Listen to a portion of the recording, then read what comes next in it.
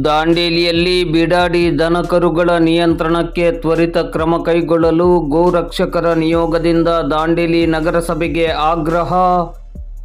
ದಾಂಡೇಲಿ ನಗರದಲ್ಲಿ ಹೆಚ್ಚುತ್ತಿರುವ ಬಿಡಾಡಿ ದನಕರುಗಳ ನಿಯಂತ್ರಣಕ್ಕೆ ತ್ವರಿತ ಕ್ರಮ ಕೈಗೊಳ್ಳಬೇಕೆಂದು ದಾಂಡೇಲಿ ನಗರದ ಗೋರಕ್ಷಕರ ನಿಯೋಗ ದಾಂಡೇಲಿ ನಗರಸಭೆಗೆ ಇಂದು ಗುರುವಾರ ಮಧ್ಯಾಹ್ನ 12 ಗಂಟೆಗೆ ಭೇಟಿ ನೀಡಿ ಆಗ್ರಹಿಸಿತು.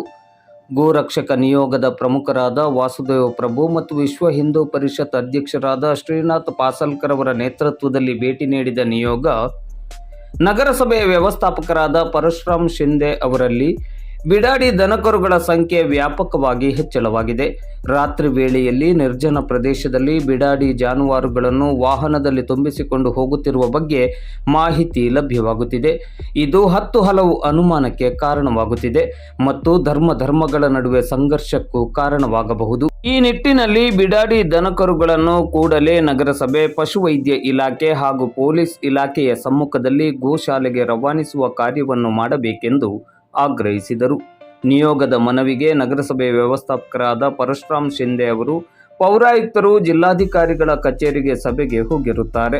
ನಾಳೆ ಅವರು ಬಂದ ತಕ್ಷಣವೇ ಅವರ ಗಮನಕ್ಕೆ ಈ ವಿಚಾರವನ್ನು ತರುವುದಾಗಿಯೂ ಮತ್ತು ಬಿಡಾಡಿ ದನಕರುಗಳ ನಿಯಂತ್ರಣಕ್ಕೆ ನಗರಸಭೆ ತ್ವರಿತ ಕ್ರಮ ಕೈಗೊಳ್ಳಲಿದೆ ಎಂದರು. ಈ ಸಂದರ್ಭದಲ್ಲಿ ಗೋರಕ್ಷಕರು, ವಿಶ್ವ ಹಿಂದೂ ಪರಿಷತ್, ಬಜರಂಗ ದಳ ಹಾಗೂ ಹಿಂದೂ ಪರ ಸಂಘಟನೆಗಳ ಕಾರ್ಯಕರ್ತರು ಉಪಸ್ಥಿತರಿದ್ದರು.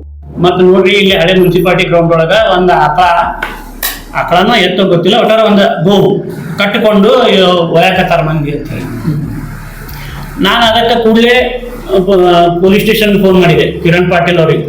ಕಿರಣ್ ಪಾಟೀಲ್ ಅವರು ಹೌದಾ ಆಯ್ತು ನಾನು ಕಳಿಸ್ತೀನಿ ಅಂತೇಳಿ ಅವ್ರು ಕಾನ್ಸ್ಟೇಬಲ್ ಕಳಿಸಿದ್ರು. ಆಮೇಲೆ ಮತ್ತೆ ಅದೇ ನನಗೆ ಫೋನ್ ಮಾಡಿದ ವ್ಯಕ್ತಿನೂ ಮತ್ತೆ ಬೇರೆಯವ್ರಿಗೂ ಒಂದು 2-3 ಮಂದಿಗೆ ಫೋನ್ ಮಾಡಿದ್ದ. ಮತ್ತು ನಾನು ನಮ್ಮ ಅಧ್ಯಕ್ಷರಿಗೆ, ವಿಶ್ವದ ಅಧ್ಯಕ್ಷರಿಗೆ ಮತ್ತು ಇನ್ನೂ 2-3 ಮಂದಿಗೆ ಫೋನ್ ಮಾಡಿದ್ದೆ. ಬಂದರು, ಎಲ್ಲರೂ ಆಯ್ತು. ಅವ್ರು ಅಷ್ಟರೊಳಗೆ ಅವ್ರದ್ದು 8-10 ಮಂದಿಗಿಂತ ಜಾಸ್ತಿ ಜನ ಸೇರಿಬಿಟ್ರು ಅಲ್ಲಿ ತಿಳಿತು. ಆಮೇಲೆ ಏನಂತೇಳಿ ಕೇಳಿದ್ರೆ, ಇದು ನಮ್ದು ಆಕಳ, ನಾವು ಒಯ್ಯಾಕತ್ತೀವಿ ಅಂತಂದ. ನಿನ್ನ ಆಕಳ ಆದ್ರೆ ನೀನು ಇಲ್ಲಿ ರಸ್ತಿ ಮ್ಯಾಗ ಯಾಕೆ ಬಿಟ್ಟಿ? ಕಟ್ಟಿ ಹಾಕ್ಬೇಕು ಹೋದಿಲ್ಲ ಕೊಟ್ಟಿಗೆ ಒಳಗ, ಮತ್ತೆ ನೀ ಸಾಕ್ಬೇಕು ಅದಕ್ಕೆ. ಮಂದಿ ರೊಕ್ಕದೊಳಗ ಮಂದಿ ಬಿಡಾಡಿ ಆಗಿಕೊಂಡು ಅದನ್ನ ಬೆಳಿತೈತಿ. ಮತ್ತೆ ನೀ ಈಗ ರಂಜಾನ್ ಬಂದ್ ಕೂಡ ಕಟ್ಟಿ ಹಾಕೊಂಡು ಒಯ್ಯೋದ. ಮತ್ತೆ ಆಕಳ ಸಾಕಿದ್ದಿದ್ರಿ ಏನಾಗ್ತದ್ರಿ, ಏ ಬಸವ ಬಾ ಅಂದ್ರೆ ಅದು ಬಂದ್ಬಿಡ್ತೈತ್ರಿ. ಅದು ಏ ಗೌರಿ ಬಾ ಅಂದ್ರೆ ಬಂದ್ಬಿಡ್ತೈತಿ. ಅದ ಇವರು ಕೊಟ್ಟಿ ಒಯ್ಯೋದ್ ನಮೂನೆ ನೋಡಿದ್ರೆ ಇವ್ರು ಸಾಕಿದ್ದು ಹೌದಲ್ಲ ಅಂತ ನಮ್ಗೆ ಡೌಟ್ ಬಂತು.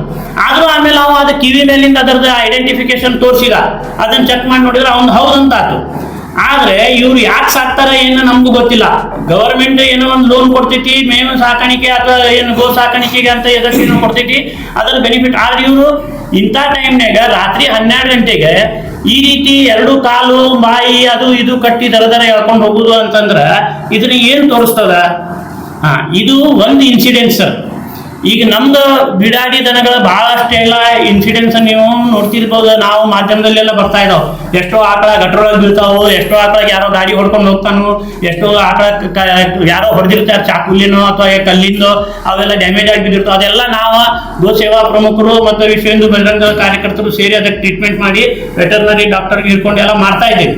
ಇದ್ರ ಬಗ್ಗೆ ಗಡಿ ನಾವು ನಗರಸಭೆಗೂ ಕೂಡ ತಾಕೀತು ಮಾಡಿದ್ದೀವಿ.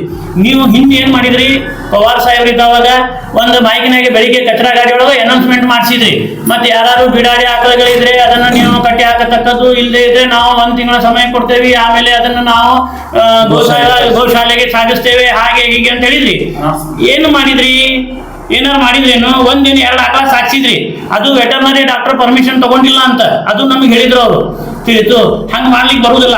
ಅಲ್ಲಿ ನೀವು ಇಲ್ಲಿಂದ ಸಾಕ್ಷಿದ ಅಂತ ಹೇಳಿ ಅದು ಅಲ್ಲಿ ಮುಟ್ಟಿದೆ ಅಂತ ಹೇಳಿ ಏನು ಗ್ಯಾರಂಟಿ? ಯಾರಾದ್ರೂ ತಗೊಂಡು ಹೋಗಿ ನೀವು ಇಲ್ಲಿಂದ ಸಾಕ್ಷಿದ ಅಂತ ನಮ್ಗೆ ಒಂದು ಫೋಟೋ ಹೊಡೆದಿದ್ದು ತೋರಿಸ್ತೀರಿ, ಅಲ್ಲಿ ಅದು ಅಲ್ಲಿ ಹೋಗಿ ಮುಟ್ಟಿದ ಬಗ್ಗೆ ಏನು ಗ್ಯಾರಂಟಿ? ಅಲ್ಲಿ ಏನು ರಿಜಿಸ್ಟರ್ ಆಗಿದ್ದಿದೆ? ಅಕಸ್ಮಾತ್ ನೀವು ಕಳಿಸಿದ್ದೇ ಇದ್ರು ಕೂಡ ಇಲ್ಲಿ ವೆಟರ್ನರಿ ಹಾಸ್ಪಿಟಲ್ನಿಂದ ಅದು ಹೋಗಿದ್ದು ಒಂದು ಪ್ರೂಫ್ ಇರ್ಬೇಕ್ರಿ. ಅದಕ್ಕೆ ನಮ್ಗೆ ಈಗ ನಾವು ಯಾವ್ದಾರು ಆಕಳ ಸಾಕಬೇಕು, ಟ್ರಾನ್ಸ್ಪೋರ್ಟ್ ಮಾಡ್ಬೇಕಾದ್ರೆ ಅವ್ರು ಒಂದು ಲೆಟರ್ ತಗೊಳ್ಳೇಬೇಕಲ್ಲ. ಮತ್ತೆ ಅಲ್ಲಿನೂ ಅದು ರಿಜಿಸ್ಟರ್ ಆಗಬೇಕು ದುಸ್ಗಿ ಗೋಶಾಲೆಯಲ್ಲಿ. ಆಮೇಲೆ ಅಲ್ಲಿ ಏನಾಗ್ತಾ ಇದೆ ಅಂತ ಹೇಳಿ ನಮ್ಗೆ ಎನ್ಕ್ವೈರಿ ಮಾಡ್ಲಿಕ್ಕೆ ಆಗ್ತದೆ. ಇಲ್ಲೇ ಇದ್ರೆ ನೀವು ಆಕಳ ಕಳಿಸಿದ್ರು, ಯಾರು ಕಳಿಸಿದ್ರು, ಏನಾಯ್ತು, ಏನು ಹಿಂಗಾಗಿ ಆಗ್ಬಿಡ್ತಿದ್ರಿ. ಅದು ಅಲ್ಲಿಂದ ಯಾರೋ ಹೊಡ್ಕೊಂಡು ಹೋದ್ರೂ ನಮ್ದು ಆಕಳ ಅಂತ ಹೇಳಿ ಏನ್ ಮಾಡ್ತೀರಿ? ಈಗ ಅದಕ್ಕೆ ನಾವು ನಿಮ್ಮ ಹತ್ರ ಏನ್ ರಿಕ್ವೆಸ್ಟ್ ಮಾಡೋದು ಅಂತ ಹೇಳಿದ್ರೆ, ರಿಕ್ವೆಸ್ಟ್ ಅಂತ ಹೇಳ್ರಿ, ವಾರ್ನಿಂಗ್ ಅಂತ ಹೇಳ್ರಿ. ಇಲ್ಲೇ 90% ಆಕಳಗಳು ಹಿಂಗ ಯಾರ್ಯಾರೋ ತಗೊಂಡು ಬಿಡಾಡಿ ಮಾಡಿ ಅದಕ್ಕೆ ಆಮೇಲೆ ತಮ್ಮ ಸಂಬಂಧಪಟ್ಟಂಗೆ ರಾತ್ರಿ ರಂಜಾನ್ಗೋ ಬಕ್ರೀದ್ಗೋ ಅಥವಾ ಮತ್ತೆ ಯಾವಾಗಾರ ಇದಕ್ಕೆ ತಗೊಂಡು ಹೋಗ್ತಾ ಇರ್ತಾರ. ಇದನ್ನ ನಮ್ದು ಕಾರ್ಯಕರ್ತ ಬಹಳಷ್ಟು ಮಂದಿ ನೋಡಿದಾರನು ಕೂಡ. ಎಷ್ಟೋ ಮಂದಿ ಒಬ್ಬರೇ ಇರ್ತಾರ ರಾತ್ರಿ ಹೊತ್ತಿಗೆ, ನಮ್ಗೆ ಯಾಕೆ ಬೇಕಂತ ಹೇಳಿ ಹಂಗ ಹೋಗಿರ್ತಾರ. ಮಾರನೇ ದಿವ್ಸ ಹೇಳ್ತಾರ, ಏನೋ ನೀನ್ ನಿನ್ನೇನೋ ಹೇಳ್ಬೇಕೇನಿಲ್ಲ, ನಿನ್ನೆ ರಾತ್ರಿ ನಾ ಎಲ್ಲಿ ಹೇಳಿರಿಪ್ಪ, ನಂಗೆ ನೈಟ್ ಶಿಫ್ಟ್ ಇತ್ತು, ನೈಟ್ ಶಿಫ್ಟ್ ಮಾಡಿ ಬಂದಿದ್ದೆ, ಸುಸ್ತಾಗಿತ್ತು, ಹಿಂಗೇನಾರು ಹೇಳ್ತಿರ್ತಾರ. ಅದಕ್ಕೆ ನಾವು ನೀವು ಏನ್ ಹೇಳಕತ್ತೀವಿ, ಬೀಡಾಡಿ ಆಕಳಗಳನ್ನ ನೀವು ಸರಿಯಾದ ಬಂದೋಬಸ್ತ್ ಮಾಡಬೇಕು.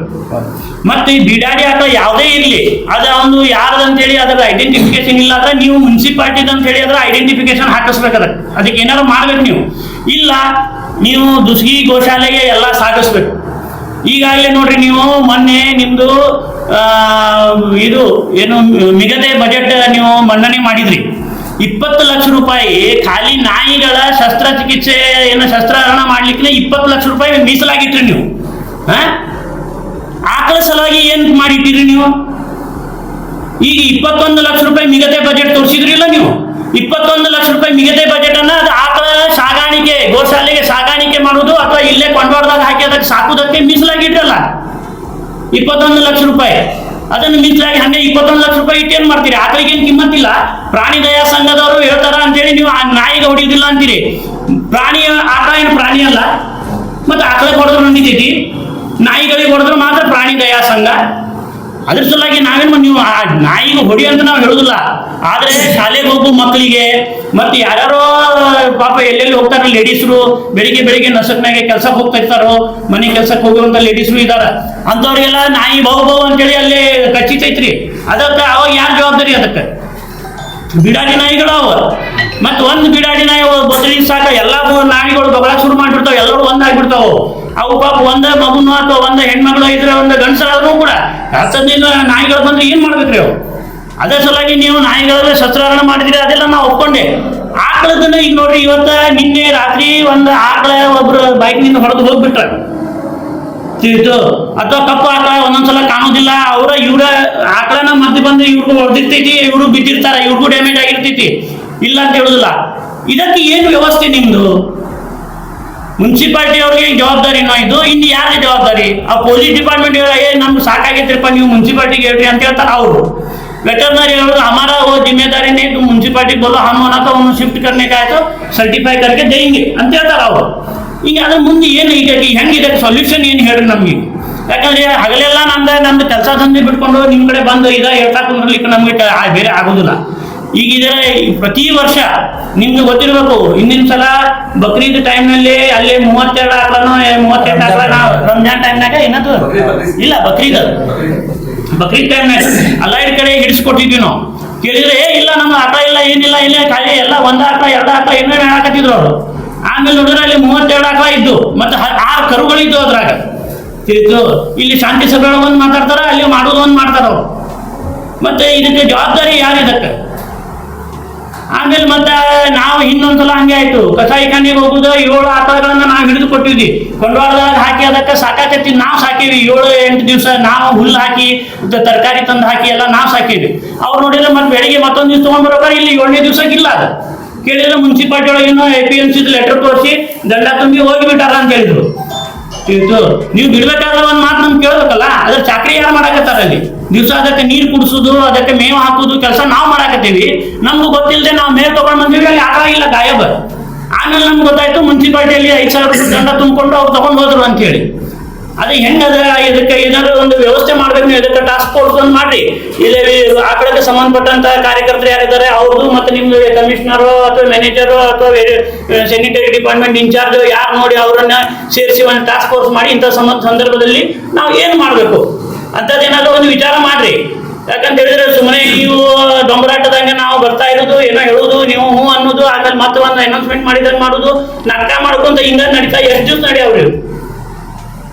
ಇದಕ್ಕೆ ಏನಂತೇಳಿ ನೀವು ಒಂದು ಹೇಳ್ಬೇಕೀಗ. ಯಾಕಂದ್ರೆ ನಮಗೂ ಸಾನಿಗೆ ಒಂದು ಮಿತಿ ಇರ್ತೈತಿ. ನಾಳೆ ಏನಾದ್ರೂ ಹೆಚ್ಚು ಕಮ್ಮಿ ಅಂತ ಹೇಳಿದ್ರೆ ಆಕಳದ ವಿಷಯ ಏನೈತಲ್ಲ ಬಹಳ ಸೆನ್ಸಿಟಿವ್ ಇದೆ. ಯಾಕಂತ ಹೇಳಿದ್ರೆ ಇದು ನಮ್ಗೆ ಹಿಂದೂಗಳಿಗೆ ಆಕಳು ಪೂಜನೀಯ ಸ್ಥಾನದಲ್ಲಿದೆ, ಅವರಿಗೆ ಇದು ನಿಕೃಷ್ಟ ಸ್ಥಾನದಲ್ಲಿ, ಕಸಾಯಿಖಾನೆ ಕೊಡುವುದ ಲೆಕ್ಕದೊಳಗನೆ ಅವ್ರದ್ದು. ಅಂತ ಟೈಮ್ನಲ್ಲಿ ಇದು ಒಂದು ಆಕಳದ ನಿಮಿತ್ತ ಊರಿನಲ್ಲಿ ಮತ್ತೆ ಗಲಾಟೆ ಆಗಬಾರ್ದು. ಆದ ಜವಾಬ್ದಾರಿ ಜವಾಬ್ದಾರಿ ನಿಮ್ದಿದೆ. ನಾಳೆ ಏನಾದ್ರೂ ಗಲಾಟೆ, ಯಾಕಂದ್ರೆ ಈಗ ಎಲ್ಲರೂ ನಮ್ಮಂಗ ಇರುದಿಲ್ರಿ, ಸಮಾಧಾನ ಇದ್ದವ್ರು ಇರುದಿಲ್ಲ. ಏನೋ ಒಂದು ಮಾತಿಗೆ ಮಾತು ಬೆಳೆದು ಯಾರು ಹುಡುಗರು ನಮ್ಮವ ಆಗ್ಲಿ ಅಥವಾ ಅವ್ರದ್ದು ಹುಡುಗರಾಗ್ಲಿ ಕ್ಯಾಕರ್ತಾರೆ ಹಂಗೆ ಹಿಂಗ ಅಂತೇಳಿ ಏನೋ ಮಾರಾಮಾರಿ ಆಗಿ ಏನೋ ಆಯ್ತಪ್ಪ ಅಂತಂದ್ರೆ ನಾಳೆ ಇದಕ್ಕೆ ಜವಾಬ್ದಾರಿ ಯಾರು? ಯಾಕಂದ್ರೆ ಇವೆಲ್ಲ ರಾತ್ರಿ ಹಿಂಗ ಆಗ್ತಾವ ನೋಡ್ರಿ. ರಾತ್ರಿಗಲ್ಲೇ ಏನು ಮಂದಿ ಇರುದಿಲ್ಲ, ಏನಾಗಿರ್ತೈತಿ ಯಾರು ಏನು ಎಲ್ಲ ಕಡೆ CC ಕ್ಯಾಮ್ರಾ ಇರುದಿಲ್ಲ, ಯಾರು ಏನ್ ನೋಡಿರುದಿಲ್ಲ, ಯಾರೋ ಏನು ಬೇಕಾದ್ರೆ ಹೇಳ್ಕೊಂಡು ಏನೋ ಮಾಡ್ಬೋದು. ಅದ್ರ ಸಲುವಾಗಿ ನೀವು ಮುನ್ಸಿಪಾಲಿಟಿ ಅವರು ಈ ಬಗ್ಗೆ ಸ್ಟ್ರಿಕ್ಟ್ ಆಕ್ಷನ್ ತಗೊಳ್ಬೇಕು. ಅಲ್ಲಿ ಗೋಶಾಲೆಯಲ್ಲಿ ಹೆಂಗ ಪೇಪರ್ ಮಿಲ್ನವರು ಅಲ್ಲಿ ಶೆಡ್ ಗಿಡ್ ಎಲ್ಲ ಕಟ್ಟಿ ಕೊಟ್ಟೇವ ಅಂತ ಹೇಳಿ ನಾವು ಕೇಳೀವಿ. ಅದಕ್ಕೆ ನಮ್ದು ಅಲ್ಲಿ ಪೇಪರ್ ಮಿಲ್ನವ್ರು ಶೆಡ್ ಕಟ್ಟಿಕೊಟ್ಟಾರಂದ್ಮೇಲೆ ಅಲ್ಲಿ ನಮ್ದು ಆಕಳ ದಾಂಡಿಲಿಂದ ಹೋಗಿ ಉಳಿಯಲ್ಲ. ಇನ್ನೂ ಕಡಿಮೆ ಬಿದ್ದರೆ ಹೇಳ್ರಿ, ಅವ್ರಿಗೆ ಇನ್ನೂ ಅವ್ರು ಕಟ್ಟಿಸ್ಕೊಡಕ್ ತಯಾರಿದ್ದಾರೆ.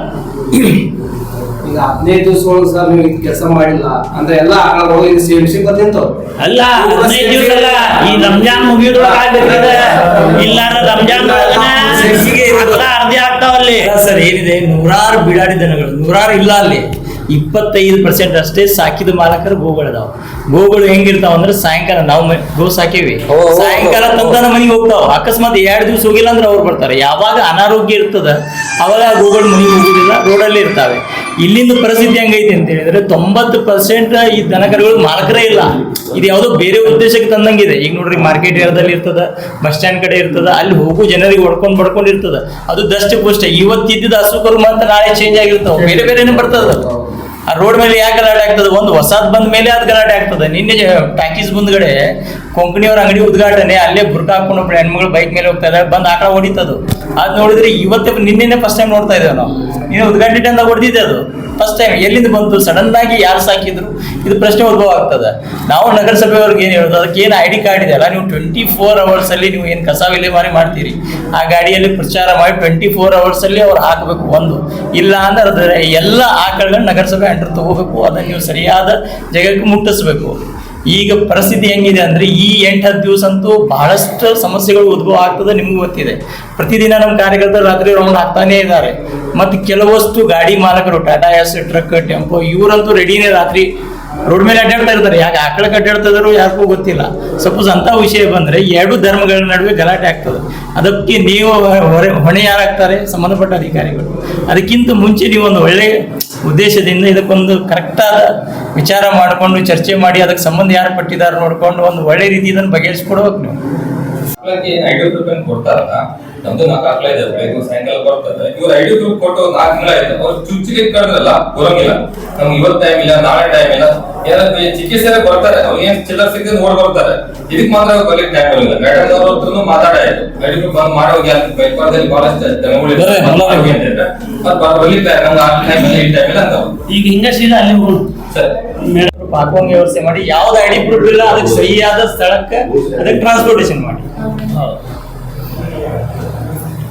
ಈ ಪ್ರಭು ಸರ್ ಮತ್ತು ಎಲ್ಲರೂ ಬಜರಂಗದವರು ಎಲ್ಲರೂ ಗೋ ರಕ್ಷಣೆ ಬಗ್ಗೆ ಮಾತಾಡಿದರೆ, ಈ ತಮ್ಮ ಏನು ವಿಷಯ ನಾನು ಮನವಿ ಮಾಡಿದರೆ ಅದನ್ನು ನಾನು ಕಮಿಷನರ್ ಬಂದ ಮೇಲೆ ಚರ್ಚೆ ಮಾಡ್ತೀನಿ. ಹಾಗೆ ವೆಟರ್ನರಿ ಏನು ಡಾಕ್ಟರ್ ಇದ್ದಾರೆ ಅವ್ರಿಗೂ ಇಲ್ಲಿ ಕರೆದು ಒಂದು ಸಭೆ ಮಾಡಿ, ನೀವು ಹೇಳ್ದಂಗೆ ಒಂದು ಸಮಿತಿ ಮಾಡಿ ಇದನ್ನು ಗೋ ರಕ್ಷಣೆ ಮಾಡಲು ನಾವೆಲ್ಲರೂ ಇದು ಮಾಡೋಣ. ಮತ್ತೊಂದು ನಾವು ವಿನಂತಿ, ಸಾರ್ವಜನಿಕರಿಗೆ ತಮ್ಮ ಮಾಧ್ಯಮ ಪ್ರಕಾರ ನಾನು ಈ ಮೂಲಕ ತಮಗೆ ವಿನಂತಿಸ್ಕೊಳ್ಳೋದು ಅಂತಂದರೆ, ಯಾರೂ ದಯವಿಟ್ಟು ಗೋಗಳನ್ನು ಅಂದರೆ ದನ ಕರುಗಳನ್ನು ಸಾರ್ವಜನಿಕ ರಸ್ತೆಯಲ್ಲಿ ಬಿಡಬೇಡ್ರಿ. ಯಾಕಂತಂದರೆ ಅದರಿಂದ ಬಹಳ ಅನಾಹುತಗಳನ್ನು ಆಗಿದಾವೆ, ಈಗಾಗಲೇ ಕಂಡಿದ್ದೀವಿ ನಾವು. ಯಾಕಂತಂದರೆ ಕಳೆದ 2 ತಿಂಗಳಿಂದ ನಮ್ಮ ಹೊಸ ಕಮಿಷನರ್ ಬಂದ ತಕ್ಷಣ ನಾವು ಇದು ಆಕಳ ದನ ಕರುಗಳನ್ನು ಯಾವ ಬೀದಿಯಲ್ಲಿ ಬಿಟ್ಟಿದ್ದಾರೆ ಅವರನ್ನ ಭಾಳ ಅವೇರ್ನೆಸ್ನು ಕೊಟ್ಟಿದ್ದೀವಿ ಸಾರ್ವಜನಿಕರಿಗೆ. ಮತ್ತು ಈ ಮನೆಗೆ ಹೋಗಿ ಹೇಳೋದು ಅಷ್ಟೇ ಬಾಕಿ ಇದೆ ನಗರಸಭೆಯವರಿಗೆ. ದಯವಿಟ್ಟು ಯಾರು ದನಕರನ್ನು ಸಾಕ್ತಾರೆ ಅವ್ರ ಮನೆಯಲ್ಲಿ ಕೊಟ್ಟಿಗೆಯನ್ನು ಕಟ್ಟಿ ದಯವಿಟ್ಟು ಬಿಡಬೇಕು, ಹೊರಗಡೆ ಬಿಡಬಾರ್ದು. ಏನು ಅನಾಹುತಗಳು ಆದಲ್ಲಿ ನಗರಸಭೆ ತಕ್ಷಣ ಅದಕ್ಕೆ ಕ್ರಮ ಕೊಡ್ತೈತಿ. ಮತ್ತು ನಾವು ನಿಮ್ಮ ದನಕರುಗಳನ್ನು ಯಾವುದೇ ಕಾರಣಕ್ಕೂ ಪರತು ಕೊಡೋದಿಲ್ಲ. ಆ ದನಕರುಗಳನ್ನು ನೇರವಾಗಿ ಗೋಶಾಲೆಗೆ ಕಳಿಸುವಂಥ ನಾವು ವ್ಯವಸ್ಥೆ ಮಾಡ್ತೀವಿ. ದಯವಿಟ್ಟು ಯಾರಿಗೂ ಅನಾಹುತ ಆಗದಂತೆ ತಾವು ಎಚ್ಚರದಿಂದ ತಮ್ಮ ದನಕರುಗಳನ್ನು ದಯವಿಟ್ಟು ತಮ್ಮ ಮನೆಯಲ್ಲಿ ತಮ್ಮ ಕೊಟ್ಟಿಗೆಯಲ್ಲಿ ಅದು ಸುರಕ್ಷಿತವಾಗಿ ಕಾಪಾಡಿಕೊಂಡು ತಾವು ಇಟ್ಕೊಳ್ಬೇಕಂತೇಳಿ ಈ ಮೂಲಕ ತಮ್ಮಲ್ಲಿ ನಿಲ್ಲಿಸ್ತಾ ಇದ್ದೀನಿ. ಹಾಗೆ ಏನು ನೀವು ಮಾತಾಡಿದ್ರೀಗ ಏನು ದನಕರುಗಳನ್ನು ಬೀದಿಯಲ್ಲಿ ಬಿಟ್ಟಾಗ ಭಾಳ ಆಕ್ಸಿಡೆಂಟ್ ಆಗ್ತಾ ಇದ್ದಾವೆ ಅಥವಾ ಜನರಿಗೆ ಅನಾಹುತ ಮಾಡ್ತಾ ಇದೆ ಆಕಳ ಕರು ಅಂತ ಹೇಳ್ತಾ ಇದ್ದಾರೆ. ಇದರ ಬಗ್ಗೆ ನಾನು ಮಾನ್ಯ ಕಮಿಷನ್ ಜೊತೆ ಮಾತಾಡಿ ನಂತರ ಕಮಿಷನ್ ಜಿಲ್ಲಾಧಿಕಾರಿಗಳಲ್ಲಿ ಮಾತಾಡಿ ಇದನ್ನು ಸಮಸ್ಯೆ ಬಗೆಹರಿಸಲು ನಾನು ವಿನಂತಿಸುತ್ತೀನಿ. ಈ ಹಬ್ಬ ಹರಿದಿನ ಬರೋದ್ರಿಂದ ಯಾವುದೇ ಅಹಿತಕರ ಘಟನೆ ಆಗದಂತೆ ತಾವು ಮುಂಜಾಗ್ರತವಾಗಿ ಕ್ರಮ ವಹಿಸಬೇಕು. ಯಾವುದೇ ದಯವಿಟ್ಟು ಇನ್ನೊಮ್ಮೆ ನಗರಸಭೆ ನಿಮ್ಮ ಜೊತೆಲಿ ಇರ್ತೈತಿ. ಸದರಿ ಎಲ್ಲ ದನಕರುಗಳನ್ನು ಯಾವುದೇ ಕಾರಣಕ್ಕೂ ಬೀದಿಲಿ ಬಿಡಬೇಡ್ರಿ. ಹಾಗೂ ರಸ್ತೆ ಮಧ್ಯದಲ್ಲಿ ಬಹಳಷ್ಟು ಇದ್ದಾವೆ. ತಮ್ಮ ಗೋಗಳನ್ನು ತಾವೇ ತೆಗೆದುಕೊಂಡು ಮನೆಯಲ್ಲಿ ಇಟ್ಕೋಬೇಕಂತೇಳಿ ಈ ಮೂಲಕ ತಮ್ಮಲ್ಲಿ ನಗರಸಭೆ ಪರವಾಗಿ ನಾನು ವಿನಂತಿ ಮಾಡ್ಕೋತಾ ಇದ್ದೀನಿ.